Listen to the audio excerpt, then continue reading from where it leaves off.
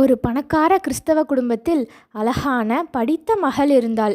ஆனால் திருமணத்திற்கு தடை. வயது அதிகரித்து கொண்டே போனது. பெற்றோருக்கோ வேதனை. ஊழியர் ஒருவர் அந்த வீட்டிற்கு ஜெபிக்க சென்றார். குடும்பத்தாரின் வேதனையை பார்த்து, ஐயா, நீங்கள் வேதம் வாசித்து ஜெபிப்பீர்களா என்றார். அதற்கு அவர்கள், ஜெபிப்போம், ஆனால் வேதம் வாசிக்க நேரம் இருக்காது என்றார்களாம்.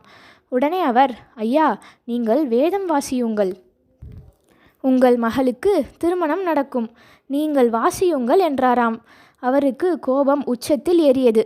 வேதம் வாசி திருமணமாகும் என்று சொல்லிவிட்டானே என்று கடினமான வார்த்தைகளால் ஊழியரை பேசி அனுப்பிவிட்டாராம். காலங்கள் உருண்டோடின. காரியம் கைகூடவில்லை.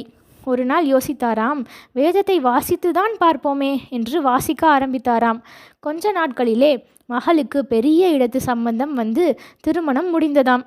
உங்கள் குடும்பத்திலும் ஏதோ ஒரு குறை, தடை, தொழிலில், வேலையில் மேன்மை இல்லையோ?